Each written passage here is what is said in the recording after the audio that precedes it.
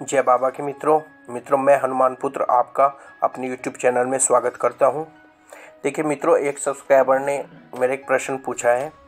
देखिए वो प्रश्न ये है कि वो कहते हैं, मैं एग्जैक्ट तो नहीं बता रहा, लेकिन उन्होंने क्या कहना चाहे मैं आपको बताता हूं।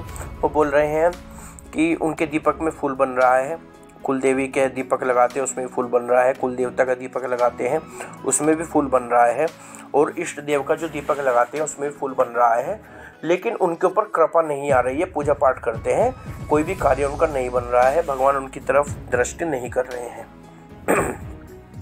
देखिए मित्रों, ऐसा होता है। मैं आपको एक बात बताता हूँ। जब ये मैं जो आपको बात बता रहा हूँ, ये अपने अनुभव के आधार पर बता रहा हूँ, जो मैंने अनुभव किया है स्वयं। देखिए मित्रों, जब आपका समय खराब होता है तो आप कितने भी पूजा पाठ कर लीजिए, कितने भी मंत्र जाप कर लीजिए, आपका समय जो है सुधरने में नहीं आएगा।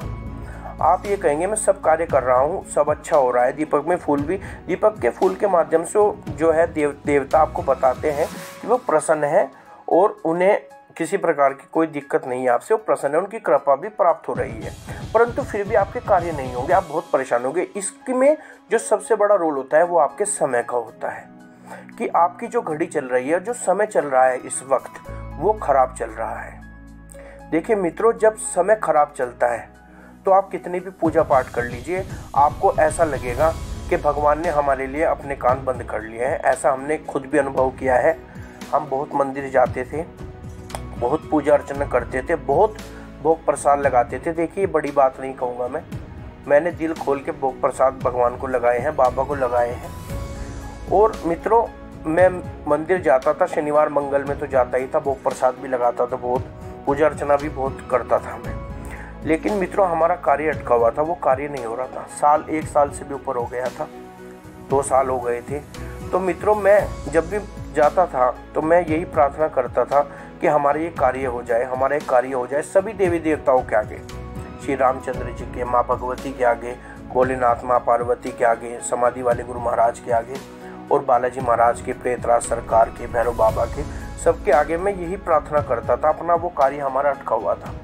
भोग प्रसाद भी लगाते थे, पूजा अर्चना भी करते थे, लेकिन मित्रों ऐसा लगता था कि मैं थक चुका था कहते कहते। वो बात इतनी बार मैं कह चुका था, इतनी लाख बार मैंने कह ली होगी भगवान को कि मैं थक चुका था। मुझे लगने लगा था कि मैं ये कहता था भगवान को कि भगवान आपने मेरे लिए अपने कान बंद कर लिए हैं क्या। मुझे ऐसा लगता था कि भगवान मेरी बात सुन ही नहीं रहे हैं। तो मित्रों, वो हमारा, क्योंकि उस कार्य का समय नहीं आया था, जब तक वो चीज़ हमें बाद में समझ में आई, क्योंकि उसका समय नहीं आया था, उसमें कुछ कमियां थी, वो कमियां पूरी होनी थी। जैसे ही वो कमियां पूरी हुई, वो कार्य तुरंत हो गया।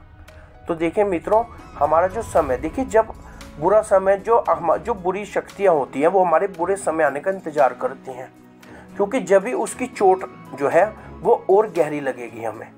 तो आपने देखा होगा कि कुछ व्यक्तियों के साथ बुरा होता है, उसके बाद तुरंत और बुरा हो जाता है। तो सब लोग कहते हैं कि भाई हद ही हो गई, इनके साथ न बुरा कैसे हो गया। क्योंकि जो बुरी शक्तियाँ, नकारात्मक शक्तियाँ होती हैं, वो इंसान के बुरे समय आने का भी इंतजार करती हैं, कि जिससे जो हम उन्हें चोट है वो और बुरी तरह से पहुंचा सकते हैं।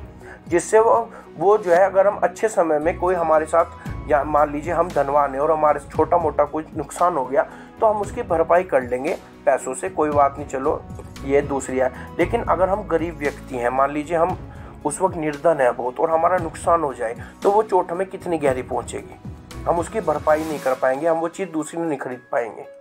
तो इसी प्रकार देखिए मित्रों, भगवान और जो देवता होते हैं वो भी अच्छे समय आने का इंतजार करते हैं। जैसे ही आपका अच्छा समय आएगा, उनकी कृपा आप पर होगी, और देखिए आपका अच्छे से भी अच्छा होगा। क्योंकि देखिए, जो भी हम देवी देवता के लिए करते हैं वो कभी खाली नहीं जाता, वो सब इकट्ठा होता रहता है, लेकिन वो अच्छे समय आने का इंतजार करता है। जैसे ही वो अच्छा समय आएगा, वो सूद समेत आपको मिलेगा, क्योंकि भगवान कभी किसी की रखते नहीं, वो सवाया करके ही देते हैं भक्ति। और देखिए, भगवान कभी किसी की पूजा नहीं रखते। अगर आप पूजा अपनी दे रहे हैं भगवान को, किसी भी देवी देवता को, तो वो आपकी पूजा को नहीं रखेंगे, और पता नहीं उसमें आपका कहाँ उन्होंने क्या रोक रखा है, कहाँ आपका क्या बुरा उन्होंने रोक रखा है। लेकिन आप इस चीज़ को नहीं जान सकते, ना ही हम जान सकते हैं कि भगवान ने पता नहीं हमारी कितनी बुरी क्या होना था, पता नहीं किस चीज़ को हम कहाँ रोक रखा है। तो मित्रों ये मत सोचिए कि अगर आप पूजा कर रहे हैं आपके कार्य नहीं बन रहे हैं तो जो है देवता जो है कान मूंदे बैठे हैं, आंख मूंदे बैठे हैं, ऐसा नहीं है। जिस दिन आपका समय अच्छा आएगा वो सब आपको सूद समेत वापस होगा। लेकिन हमेशा याद रखिए, अगर आपको कितना भी बुरे से बुरा समय आ जाए, पूजा आपको नहीं छोड़नी चाहिए, ना ही देवी देवताओं से खिनौना चाहिए कि भाई मेरा कुछ नहीं हो रहा, मैं अब पूजा नहीं करूँगा। ऐसे मन में विचार आपके बहुत आएंगे बुरे समय में कि अब पूजा छोड़ दो, कुछ नहीं हो रहा, बेकार है सब करना, कुछ इससे कोई लाभ नहीं है। लेकिन आप नित्य अपनी पूजा करते रहिए। जैसे ही आपका समय बदलेगा वो आपको सब सूद समेत मिलेगा और इतना अच्छा होगा कि आपने सोचा भी नहीं था। क्योंकि भगवान का जो कार्य होता है वो हमारी सोच से परे होता है। हम वो सोच भी नहीं सकते जो भगवान सोचता है। वो ऐसे ऐसे रास्ते मैंने खुलते हुए अपने जीवन में देखे हैं कि हमें दूर दूर तक भी यकीन, ऐसे रास्तों से पैसा हमारे मार्ग से आया है कि जो हम स्वप्न में भी नहीं सोच सकते थे। तो देखिए, भगवान जो सोचता है वो हमारी सोच से बहुत ऊपर ही सोचता है।